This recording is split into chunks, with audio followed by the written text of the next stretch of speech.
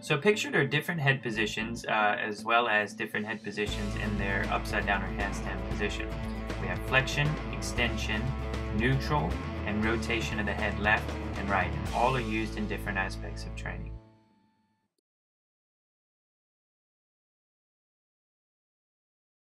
The first purpose of human head movement is to enhance aesthetics. If you look at the gymnast in this particular picture, he raises his head to enhance the idea of his half lever or his L-sit position in terms of aesthetical appearance. The next purpose of human head movement is to stabilize the visual system and the vestibular system. So the visual system would deal with the eyes, and the vestibular system would deal with the canals within the inner ear, maintaining balance. So if we look at this particular gymnast, he's maintaining his equilibrium and maintaining a visual reference of the top of the rings frame in a closed looped movement.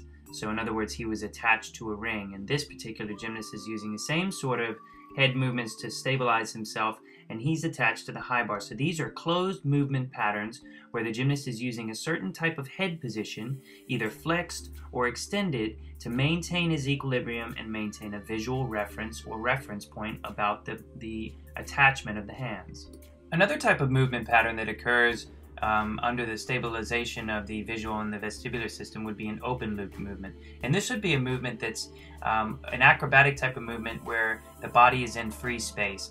And during this type of movement, certain head positions serve to stabilize the visual system only, because in this free space period, the vestibular system becomes obsolete. So in this movement pattern, the gymnast is extending his head to the right to look for the floor and then making contact so that he understands where he is in relation to the floor. This gymnast is rotating his head to the left so that he can spot the ground early before landing.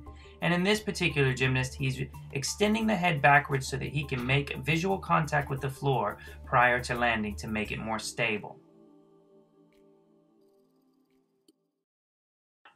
Now, there are many different examples of using a head movement to serve the purpose of stabilization of a visual and a vestibular system. And we looked at the two different types of movements in regards to being attached to an apparatus, which would be your closed loop movement, and then also being in free space, so in other words, an open loop movement. And again, to recap, during the closed movement, you're using your head positions to stabilize not only your visual system but also your vestibular system. And during the open loop movement, you're using your head movements to stabilize really only your visual requirements as a human being, because the vestibular system becomes obsolete once you're airborne. So now we're going to look at one problem that's created during gymnastics-related performance. And this would be using the still rings. And I'm using the still rings because it's the only apparatus in gymnastics that actually moves while you're on it. So in other words, it's a closed loop movement. However, it has some open loop characteristics. And so we're going to look at one problem that this creates for a gymnast, and then we're going to look at one solution about trying to help with this problem.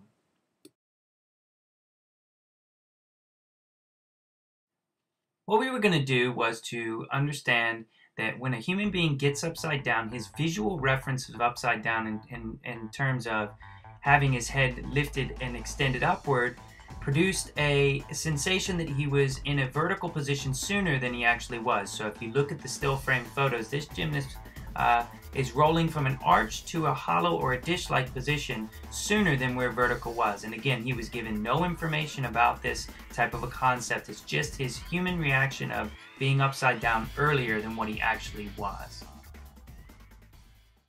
What I wanted to do before the second set was to give the gymnast a feedback on terms of where vertical was. So what he's starting to do here, where the yellow line is shift from an arch position towards a hollow or a dish-like position, whereas he should be waiting until the black line to do this. So in other words, I now have to give him the information of where vertical is in terms of being directly upside down and not where he is interpreting vertical to be. So on this next repetition of the drill, he begins to roll a little bit higher before he starts his shifting progression.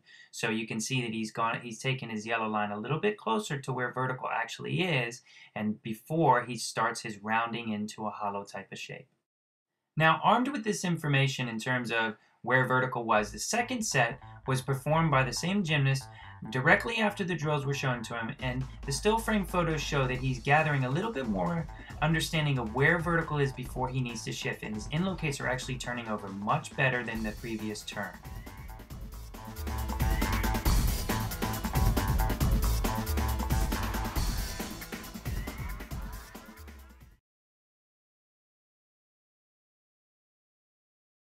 When we look at the comparison still frame photos from each Inlocate, the top one being the Inlocate without information and the bottom one being the Inlocate with the information about where vertical is, you can see that there's a marked improvement about when the gymnast is shifting from the arch shape to the hollow shape, or in other words, when he understands where vertical is. Because of the information that was given to him, he understands now that his visual reference point about looking at the floor with his head extended upwards was actually producing a sensation about his equilibrium that he was vertical sooner than he actually was. So understanding and armed with the knowledge of the drills that were presented to him, he was able to better understand where vertical really was. Understanding different implications that head movements have during closed movement patterns and open loop movement patterns are very important, because the coach can then give valuable feedback to the gymnast themselves of where they are in relation to the apparatus or where they are in relation to being in free space. So those certain head movements can serve a vital purpose for skill acquisition and skill stability. Now we're going to look at another purpose of head movement, and that's the creation of kinetic chains.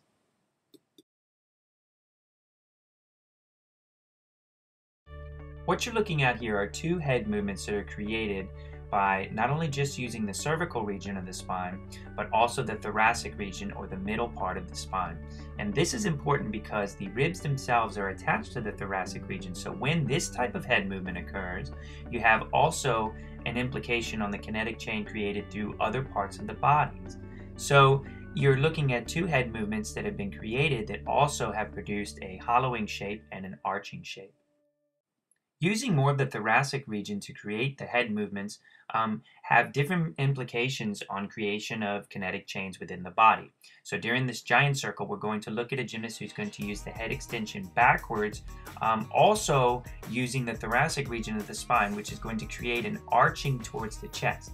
Now, this gymnast has no choice when he arches to the chest but to pike through the hip region to create a shortening of the body, and also to use shoulder flexion in shortening the body. So the head extension backwards has actually created an influence on the overall kinetic chain of movements.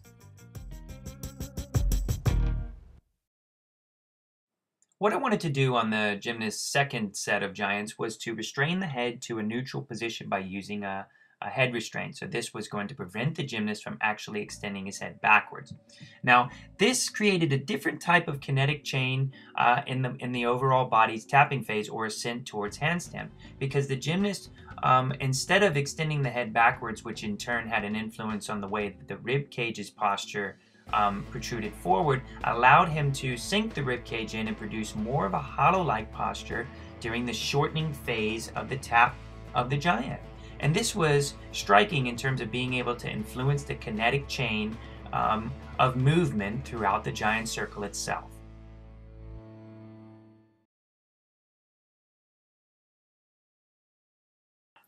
Over the past 3 years, I've spent a lot of time looking into head position and head movement and the purposes that they serve, and trying to understand how that relates to not only gymnastics performance, but the way that I coach my gymnasts.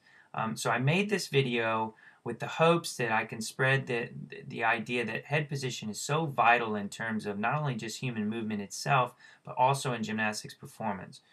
So hopefully out there, the coaches can begin to pay more attention to its implications, and hopefully there's more research that's done in regards to human head movement, specifically with artistic gymnastics performance.